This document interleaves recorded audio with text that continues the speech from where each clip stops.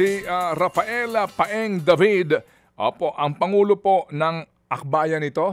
Ang ating kakausapin, opo, sila po ay co-organizer ng Trillion Peso March Movement. Okay, girl, go ahead. Eto na, yung kanina nakausap po natin, Bahasa Luneta, alas 9 ng umaga. This time, ang organizer naman po ng Trillion Peso March na gagawin sa EDSA People Power Monument. And this is also the second Trillion Peso March. Kasama po natin si Rafaela Paeng David, ang presidente nga po ng akbayan. Good morning po, ma'am. Good morning, DJ Chacha, at of course kay Manong Ted sa ating mga tagapakinig din ngayong umaga. Ayan. Paeng, unang tanong muna, kamusta na yung inyong paghahanda para nga dito sa tinatawag na mas malaking Trillion Peso March na gaganapin sa EDSA People Power Monument? Anong oras ang simula ng programa at sino-sino yung major groups na makakasama natin sa Sunday? Yes po, almost ready na po tayo at halos excited na rin po kasi ilang tulog na lang tayo ay magkikita-kita muli sa EDSA para sa ating Trillion Peso March Movement Against Corruption and Political Dynasties. Ito po ay magsisimula ng 9 a.m. po yung programa, pero before that, we will start our march ng 8 a.m. Galing po sa iba-ibang points along EDSA. May ilang po halimbawa sa amin magmamarcha ng 8 a.m. mula sa EDSA Shrine papunta sa People Power Monument. And the program will be from 9 a.m. hanggang 6 p.m. po. So buong araw po tayo, mensahe, kantahan, performances, para ipakita ang ating gigil sa korupsyon na nakikita nating laganap sa Pilipinas. And we're lucky to be joined by key personalities dito sa kampanya na laban sa korupsyon. Pinangungunahan na of course ni Cardinal Ambo David na sasama po sa atin sa ating programa this coming Sunday sa EDSA People Power Monument.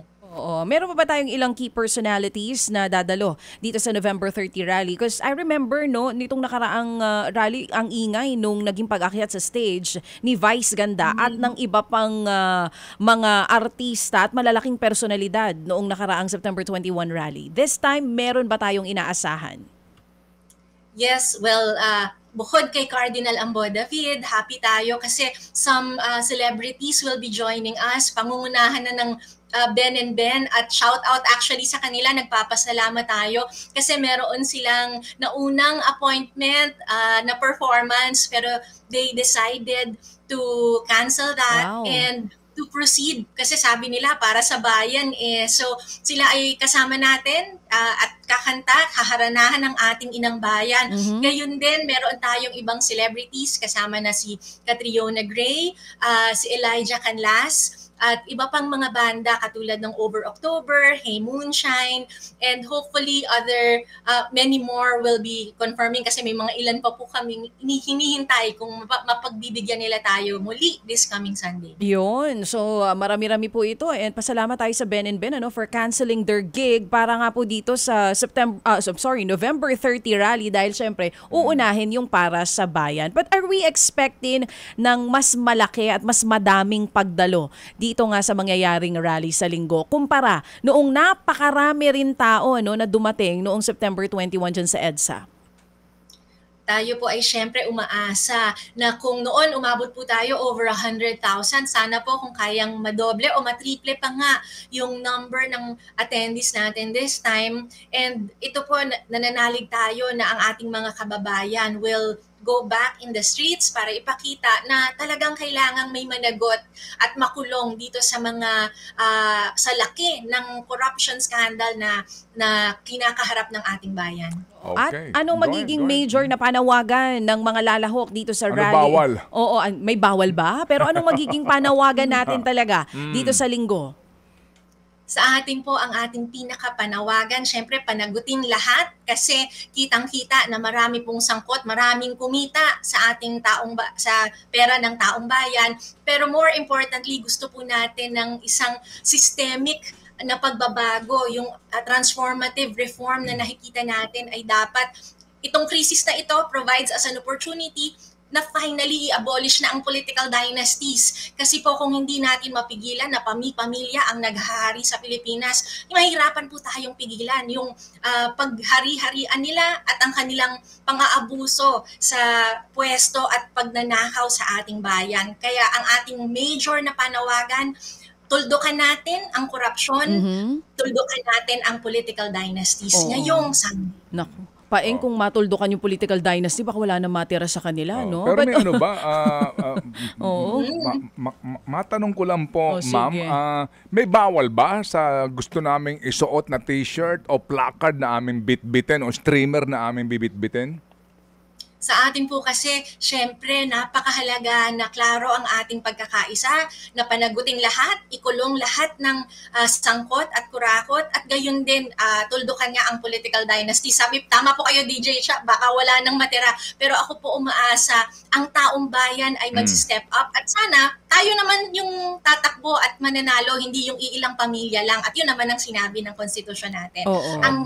Kailangan bantayan lang po natin, baka may mga mang-hijack noong ating rally kasi meron po kaming naririnig magpapatawag daw ng rally doon sa EDSA Shrine ng hapon. Mukhang mga supporters po ni Sara Duterte. Para sa atin po, lalo na yung mga kasama namin sa koalisyon, isa pa po silang kasama dito sa skandalong ito ng korupsyon at mayroong pangang allegations doon sa Confi funds ni VP Sara. So, basta po ang mahalaga sa atin, pipigilan natin yung gustong humayjack dito sa galit ng mamamayan para sa sarili nilang interes. Sige, ganito. Ma'am Paeng, ganito. Para to answer my question directly, no? Una, sa anong oras ang start ng rally at saan magtitipon, saan ang pinaka main point, no, ng entablado at hanggang anong oras? Bali, ang ating pong marcha magsisimula ng 8 a.m. mula sa EDSA Shrine, papuntang People Power Monument. Kasi po, ang ating stage ay nandoon malapit sa People Power Monument along White Plains. So, ang ating pong programa at ang ating attendees, we're hoping na magkita-kita po tayo. Kung hindi po makasama sa marcha, ang programa magsa-start ng 9 a.m. sa may People Power Monument at sa may along White Plains. And magtatagal po siya hanggang 6 p.m. ng hapon. So, tayo po ay buong araw na magsasama-sama. Pwede ba kaming magsuot ng t-shirt, magdala ng placard o kaya streamer na nakalagay Duterte resign, Marcos resign? Opo. Sir Ted, yung ating pong kaisahan sa ngayon, panagutin lahat. Lalo na, klaro kasi sa atin na may mga ilang calls na pinapaypayan ng mga Duterte o kaya yung gusto ng extra-constitutional na pagbabago, napapahinain yung demokrasya natin. Kaya po pag may mga ganun siguro, while we respect yung mga panawagan ng ibang grupo, ay kailangan lang po nating pagsamahan yung mga kaisahan natin. And that includes yung pagpapanagot lahat, kung saan tayo dalhin ng ebidensya, doon po tayo pupunta. Okay, so to answer my question, bawal? Yung mga kaisahan po natin ay yung syempre po panagutin lahat. Sa ngayon po ay may mga ilan pong kasama na naniniwala kasi yung pagre-resign all sa ang dulo po nito ay dali muna, Ma'am Paeng, sorry po kasi gusto ko lang klaruhin to After all, wala naman tayong dapat na itinatago dito kung ano ba ang pwede at hindi nga pwede, no? So, kung ako'y magdadala ng Sara Duterte resign, yun lang ang placard ko pwede. Well, tayo po naniniwala po tayo na kailangan din panagutin ni Sara. In fact, nag-file nga po at nag-endorse ng impeachment tayo against kay Sara. Opo. So, pwede yun? Well, para sa atin po, dapat nga na-impeach naman na si Sara. Dapat na tuloy yung trial. So, yes po. Opo. Pwede yun. Pero yung Marcos resign, bawal? Well, alam po natin at nirerespeto, may mga ilan pong ganun ang panawagan and we respect that po. Pero sa ngayon po, ang mga kasama po natin sa koalisyon ay we will cross the bridge when we get there po. Kung sakali man na the evidence points to that and makita natin in the same manner na nag-file tayo ng impeachment kay Sara Duterte, if the evidence points to another possible complaint na diretso rin sa impeachment para kay kay Marcos ay hindi po tayo mag-aatubili. Basta yun ang ituro ng ebidensya and yun din po yung mga opening that this crisis provides. Yes, ma'am. Well said. Ano po, sabi nga po ninyo, no, kasi nga daw po meron ng ebidensya laban kay VP Sara na impeach na siya, hindi lang po natuloy. So, sa usapin po ng VP Sara resign, bukas po ang inyong kaisipan doon. Pero dito po Yes, kay po. Marcos Kasi resign, kaninyo, hayaan po muna natin na humantong yung ebidensya hanggang sa kanya pong tanggapan. Ano po ma'am? Ganun po yun, no? Yes, kasi po the Opo. same criteria of evidence and gayon din po yung pulso ng mamamayan kasama po natin. Doon po yun po yung pamantayan Opo. natin when we filed the impeachment complaint against VP Sara. Opo. At gayon din po ang pamantayan na gagamitin natin kay President Marcos if the evidence shows and our coalition is prepared to push the envelope Opo. as Opo. far as we can para po panagutin din siya. Okay, so Ma'am Paeng, to excite more our viewers po on this particular subject matter, ano po, at yung paglahok nga po sa mga rallying ito, kung i-refresh ko yung aking placard, gawin kong Marcos Managot. Yun, hindi ko pinag-resign, no? Kasi siya yung pumirma ng budget, eh. Di ba? Hindi naman resignation. Marcos Managot. Pwede na yon o hindi pa rin pwede?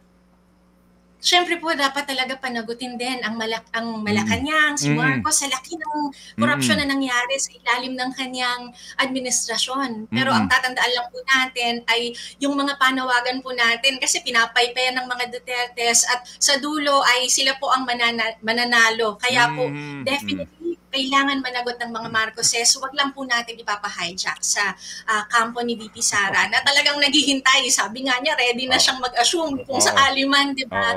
Kaya very important po na we make the calls that the opportunity and this crisis provides without letting other forces, yung mga undemocratic forces, hijack it po. Opo. Alam mo, naintindihan kita, Ma'am Paeng, para bang the conundrum that we have now, baby girl, the predicament that we are caught, no? That where we are caught now is that para bagang you are caught between the devil and the deep blue sea with the devil. Sorry po. Yun ang sinasabi ng iba dito. Para bagang wala kang choice, ganon. So para pipili ka ngayon. The devil and ano yun? The devil and? The deep blue, between the devil and the deep blue sea. With the devil, pa rin sa dulo. Kaya sa amin po, meron po talagang way forward. The Hindi devil. natin kailangan pumili sa dalawang pamilya. Hindi kailangan Hindi po pumili. pwedeng changing of the guards lang. Hindi po pwedeng ganon. Dapat po ay panagutin lahat at dapat po iba ng political dynasties para Yes, hindi ma'am. lang tungkol sa isa o dalawang Yes, ma'am. pamilya. Yes, ma'am. And I totally agree, ma'am. Yan po yung matagal na po nating advokasya. Yan pong usapin nga, ng pagpapatigil na sa political dynasty. At bato-bato sa langit, tamaan po, sana magkabukol. Oo, and political Okay. dynasty ang kanila Okay. magiging Tama panawagan. naman yun. Sa And baha we naman sa agree. Luneta, lahat ng sangkot mag-resign kayo. Oo, dapat yun ang sa managot. kanila. Oo. Anyways, alam niyo ho, ito po'y bahagi ng demokrasya. And again, Ma'am Paeng, sabi ko nga kanina, we are given the gift, no? Ng choice. Una, ikaw ba lalahok o hindi? Tama? Tama. Yes. And then, kung lalahok ka, saan mo gusto lumahok? Sa Baha sa Luneta o sa People Power Monument? Correct. Yan po yun eh. So, yun po ang ating choice na maaari pong pag-isipan come Sunday morning. Sige, so Ma'am Paeng, kayo po mag-imbita na sa lahat ng ating tagapakinig para po dito po sa ating inaabangan na event on Sunday. Ito po yung Trillion Peso March dyan po sa EDSA People Power Monument, ma'am. Iniimbitahan po natin ang lahat. Kita-kita po tayo sa EDSA People Power Monument ngayong Sunday para ipanawagan, panagutin lahat, siguraduhin ang korupsyon ay, ang laban natin sa korupsyon ay tuloy-tuloy at maraming mapakulong. Hindi lang yung mga dilis, pero yung mga talagang pinakasangkot at gayon din tuldukan ang political dynasties. Kasi hindi po natin kailangan pumili sa isa o dalawang pamilya. Hindi naman pwedeng team kadiliman o team kasamaan lang ang pwedeng pagpilian natin. Dapat yung taong bayan ng manaig, palakasin natin ang demokrasya at ipanalo ang sambayanan. Alright, mga kapatid, muli muli po si Ma'am Paeng David, isa nga po sa mga organizer ng Trillion Peso March dyan po sa EDSA. Salamat po ma'am at mabuhay po inyong hanay and we'll see you on Sunday. See you po. Salamat na marami. Thank you. Mga kapatid, brothers and sisters, saan ka pa? Dito na tayo sa totoo. Dito na tayo sa True FM. Mga kapatid, mag-subscribe and follow po kayo sa social media accounts ng True Network PH. Yan po kami. Hanapin nyo lang True Network PH, Facebook, Instagram, YouTube, TikTok, and podcast. Mapa Apple or Spotify man yan, mahahanap nyo kami. Lahat ng mga napapanood at napapakinggan nyo po sa programa, nasa social media accounts namin yan. So, paano mga kapatid? See you sa social media! Dito tayo sa totoo, tunay at tapat.